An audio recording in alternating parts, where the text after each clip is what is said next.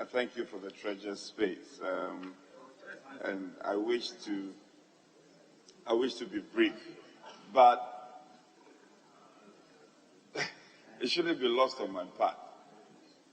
I have to congratulate and thank the maker of the statement. Speaker, we've listened to a number of statements and contributed to a number of statements on this House floor. I think this is significantly important, and for some reason, I think this is the first time I am witnessing a member making such a commemorative statement marking a Mother Tongue Day, International Mother Tongue Day. A bit of history though. I'm told that a country like Bangladesh, they envisaged and made that suggestion to the United Nations recently, this is 1999, when it was adopted by a resolution that it should be one of the days celebrated on the calendar of the world. Speaker, statistics also has it that the world population, about 40% don't have access to education in a language they understand or their mother tongue. Now, I think many of our colleagues have spoken to the difficulty and lamented enough. I want to look forward, going forward. What should we be to be doing? It is not for nothing, Speaker, it's not for nothing that the Asian tigers, Asian, Malaysia, Singapore, China and all these countries, they take pride in their indigenous language. They take pride in their indigenous language. So the importance of mother tongue cannot be overemphasized. And I pray, Speaker, that at the conclusion of this statement, probably, Speaker, and will be in your hands, that you make some consequential referrals for us not to let this matter end today. But then we'll continue to talk about it and come to an effective conclusion in terms of enforcement. So I'm told the University of Cape Coast Medical School has made it compulsory. Fanti is part of their curriculum. University of Cape Coast, my alma mater.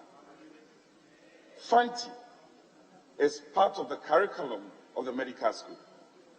We hear of English proficiency all over the world. You are seeking admission in Europe, you need to take English proficiency. We can also do that. Why don't we also have indigenous language proficiency?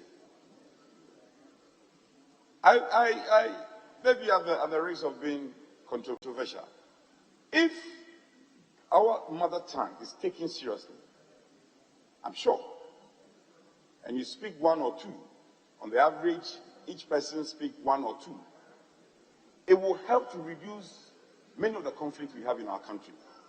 So I am an Ashanti, mother Ashanti, father an Achim, but I was brought up in the Volta region.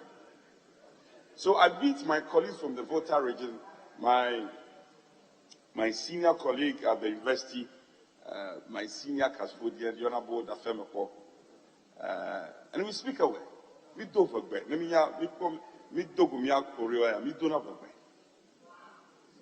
So I speak the away, and people get amazed. That is how come I'm able to relate so well with my constituents. And they ask you, are you on account or an away or what? That is the power of language. Right from creation, God showed us the way. And that's why my senior colleague will help. I don't know whether it was Babylon at the Tower of Babel, yes. And God in his wisdom said, you will not speak one language. It's not for nothing. It is not for nothing. God in his wisdom at that time was teaching us should appreciate the importance of the diversity of language in creation.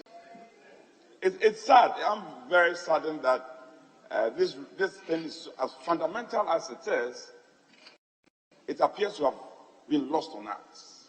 and we've wandered for so long. So I employ you, even as I end my contribution. We punish our kids for not being able to speak good grammar. We punish our kids. Many of us here are guilty. And you go to the law courts. If you're not able to make your presentation in good grammar or good English, your case may not even be heard. It's sad.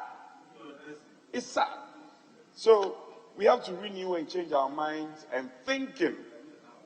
If you're a member of parliament and your language is not good, you are not fortunate to have attended one of the Achimotes and the likes, you risk losing your seat. So I can tell you, maybe, it's part of the reasons why some people lose their seats. They say, they use it, he can't speak in the chamber because he can't speak good English. Meanwhile, he has something good to contribute. So, Speaker, this is a very, very important statement. I profusely commend my colleague for such an important statement that, and if you read the statement, the context in which she puts it, and she referenced the Constitution, Article 39, clear, that we as a country must make conscious effort to develop our indigenous language. So we are not to be repetitive, just to conclude, but I want to implore you that